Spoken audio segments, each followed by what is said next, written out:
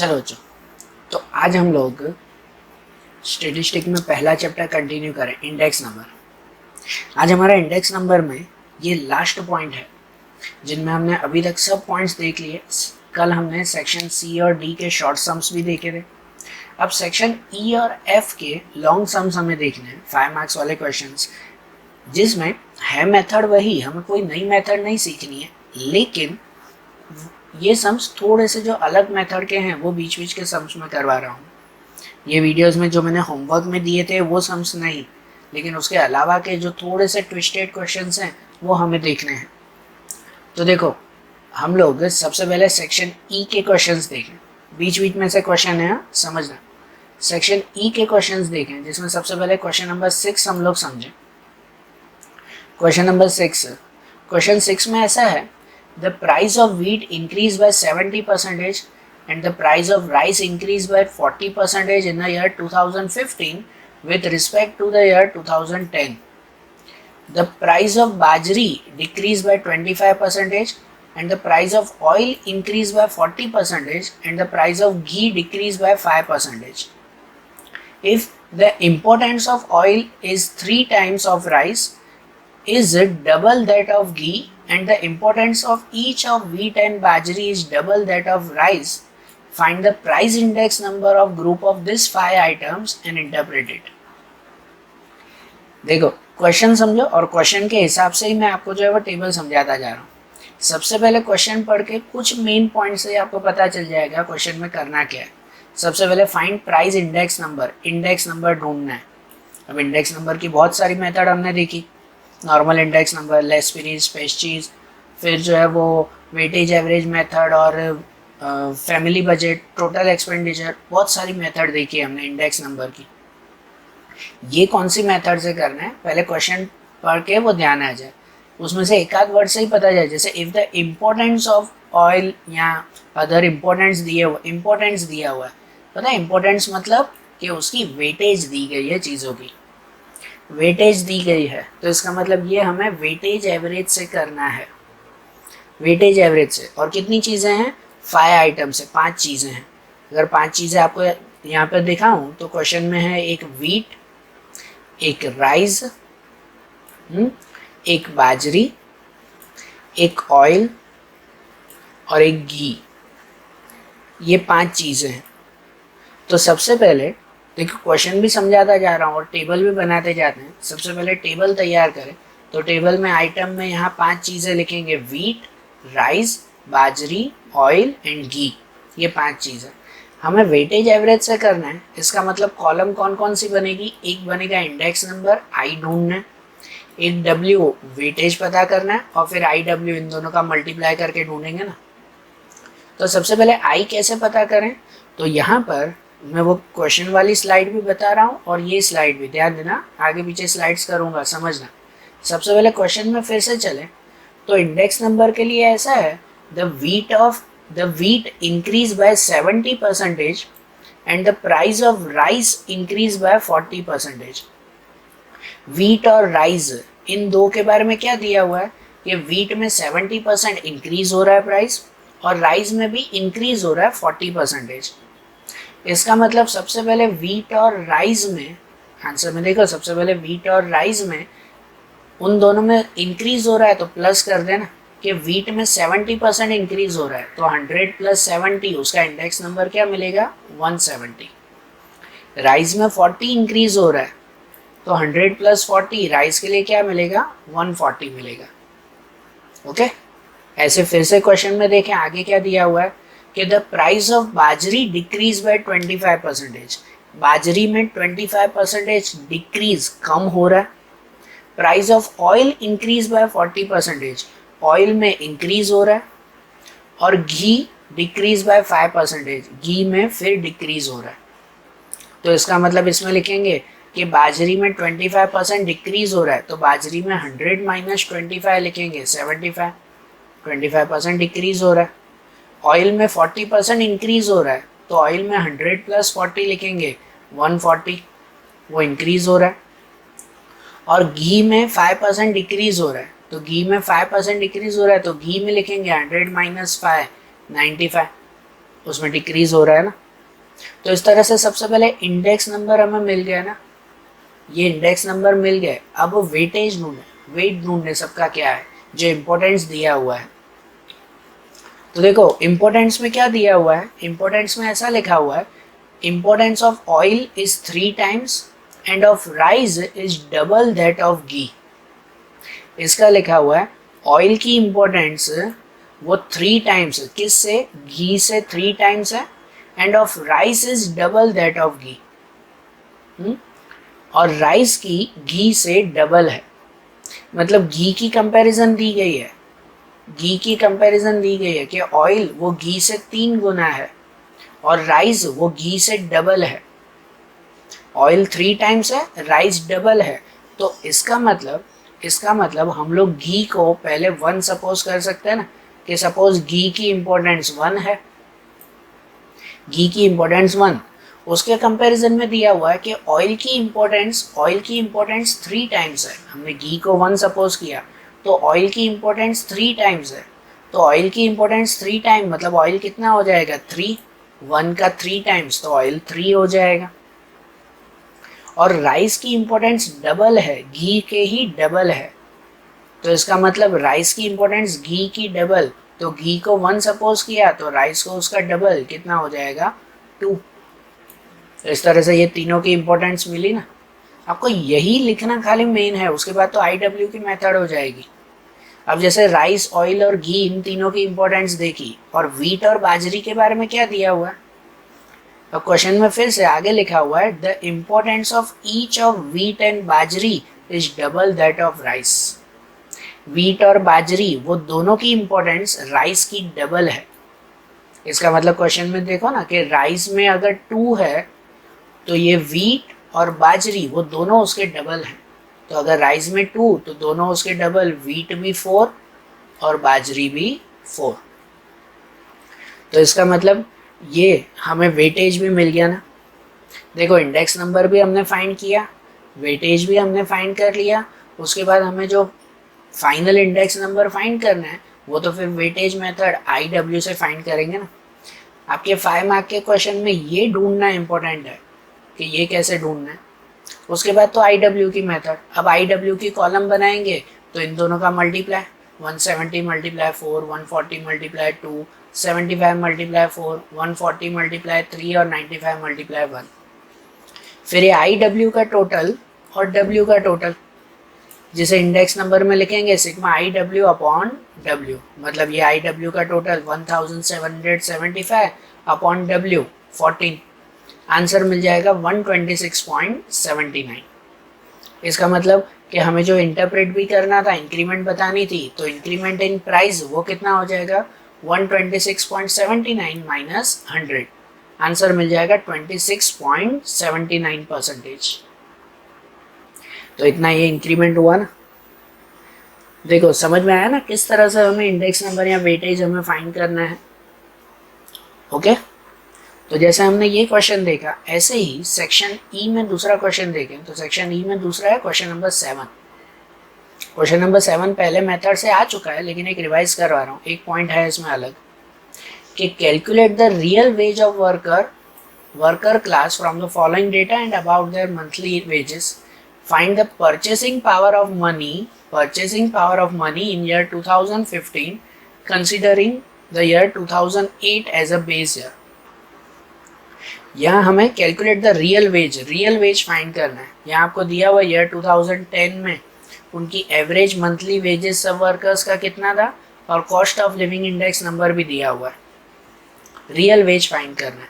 जो real veg की पहले फॉर्मूला आई थी वैसे हमें फाइंड करना है, लेकिन इसके साथ एक नई चीज़ फाइंड करनी है, वो है सम के एंड में परचेसिंग पावर ऑफ मनी। ये आपका नया पॉइंट है, छोटा सा जो है वो पॉइंट है। आखिरी में परचेसिंग पावर फाइंड करना है, जिसकी एक फार्मूला से ढूंढेंगे हम लोग।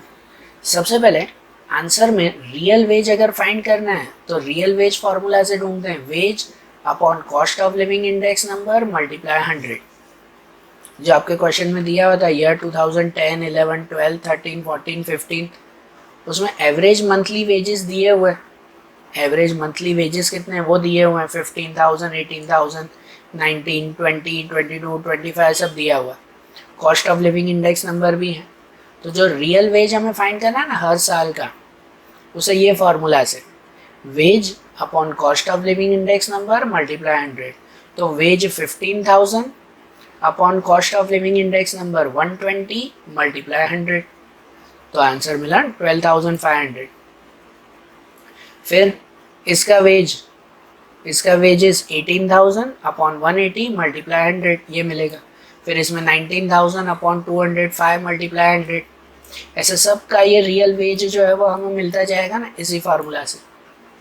तो रियल वेज तो पहले फाइंड किया था, हमें दूसरा एक छोटा सा नया पॉइंट ढूंढना है, वो है purchasing power of money of year 2015। Purchasing power of money, तो इसका परचेसिंग पावर की ये फॉर्मूला आती है 1 upon cost of living index number multiply 100। ये आपको हमेशा एमसीक्यू में पूछी जाती है। ये तो लॉन्ग सम में आपको एग्जांपल वाइज दिया हुआ है कि ये परचेसिंग पावर अलग से ढूंढो। बाकी एमसीक्यू या 1 मार्क में आपको हमेशा ये एक फार्मूला पूछी जाती है कि परचेसिंग पावर फाइंड करो। तो जो भी साल का परचेसिंग पावर ढूंढना हो ना, जैसे आपके क्वेश्चन में दिया हुआ था 2015 का परचेसिंग पावर ढूंढना है, तो परचेसिंग पावर की फॉर्मूला आती है 1 upon cost of living index number multiply 100। तो 2015 में 1 upon cost of living index number, तो 2015 का cost of living index number कितना था? 260 था। तो 1 अपॉन 260 मल्टीप्लाई 100। तो इसका मतलब परचेसिंग पावर है हमारा, परचेसिंग पावर है 0.38। ये परचेसिंग पावर। ओके, तो यहाँ हमने एक ये नया पॉइंट सिर्फ देखा ना। अब जैसे सेक्शन ई में हमने क्वेश्चन 7 देखा, अब ऐसे ही सेक्शन एफ में सम देखें। तो सेक्शन एफ में एक ही क्वेश्चन है जो अलग मेथड से करना है, वो है last question number 10, question number 10 से। तो क्वेश्चन 10 देखें हम लोग, उसमें ऐसा दिया हुआ है the index number of food and clothing among the different group of cost of living are 150 and 224.7 respectively for year 2015. The price of fuel increased by 220%. The expense on rent has increased from 4,000 to 6,000 and the miscellaneous expense increased by 1.75 times. If the expenditure for the first four group are 40%, 18%, 12% और 20% respectively, find the cost of living index number for the year 15 and interpret it. देखो, अब इस question में भी हमें ढूंढना है cost of living index number. जो cost of living index number मतलब इंडेक्स नंबर ही हमें फाइंड करना है, जिसे इतनी सारी मेथड थी, तो ये भी कौन सी मेथड से ढूंढें।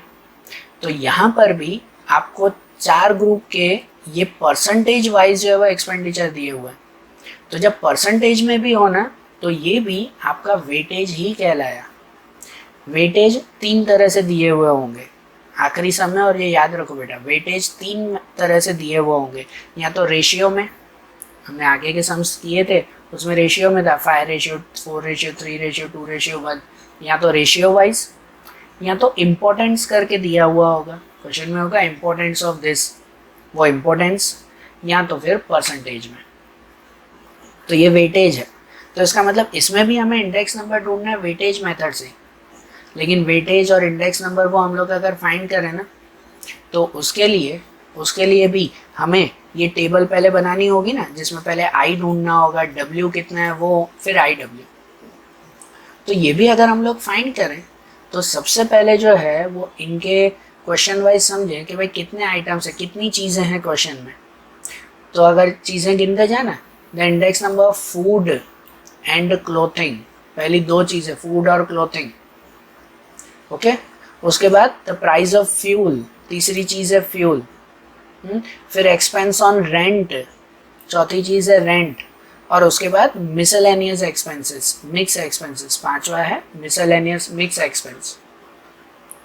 तो 5 चीज़ें हैं। देखो, मैं क्वेश्चन और वो फिर से वो स्लाइड आगे पीछे कर रहा हूँ। तो सबसे पहले आइटम में ये 5 चीज़ें लिख देंगे, फूड है, क्लोथिंग है, फ्यूल है, रेंट है और मिसलेनियस एक्सपेंस है। 5 चीज़ें हुई। अब पांचों का इंडेक्स नंबर के बारे में पहले क्या दिया हुआ है, इंडेक्स नंबर क्या दिया हुआ है। सबसे पहले the index number of food and clothing among the different group of cost of living are 150 and 224.7 respectively. आपको फूड और क्लोथिंग के इंडेक्स नंबर डायरेक्टली दिए हुए हैं 150 और 224.7। इसका मतलब टेबल में फूड में 150 और क्लोथिंग में 224.7 वो डायरेक्टली लिखेंगे क्योंकि ये इंडेक्स नंबर डायरेक्ट दिए हुए ही हैं हमें। ओके, फिर फ्यूल के बारे में क्या है? The price of fuel has increase by 220%। Fuel का प्राइस 220% इंक्रीज हुआ तो आगे भी आया था, इंक्रीज होता है मतलब प्लस करते हैं हम लोग। तो अगर फ्यूल का प्राइस 220% इंक्रीज हुआ, इसका मतलब फ्यूल में लिखेंगे 100 प्लस 220 320। तो फ्यूल का इंडेक्स नंबर मिल जाएगा 320, ये मिल जाएगा ना, फ्यूल में इंडेक्स नंबर 320। फिर रेंट के बारे में क्या दिया हुआ है? रेंट में दिया हुआ है expense of rent increase from 4000 to 6000। Rent 4000 से 6000 इंक्रीज हुआ है, इसका मतलब इसमें देखो परसेंटेज वगैरह नहीं है। 4000 से 6000 हो गया, मतलब पुराने साल 4000 था, इस साल 6000 हो गया। तो उसका अगर इंडेक्स नंबर ढूंढना हो ना, तो इंडेक्स नंबर में इसमें हमारी basic formula P1 upon P0 होगी। सोचो, रेंट 4000 से 6000 हो गया, इसका मतलब ये 4000 पुराने साल का P0 कहलाया ना, और अभी 6000 हो गया तो ये नए साल का P1 कहलाया ना, P1 अपॉन P0। इसका मतलब रेंट के लिए लिखा जाता है, रेंट के लिए फॉर्मूला आएगी P1 अपॉन P0 मल्टीप्लाई 100। तो P1 में 6000 अपॉन P0 में 4000 मल्टीप्लाई 100, तो रेंट का इंडेक्स नंबर मिल जाएगा 150। देख रहे हो, सब में अलग अलग मेथड है ये इंडेक्स नंबर ढूंढने की।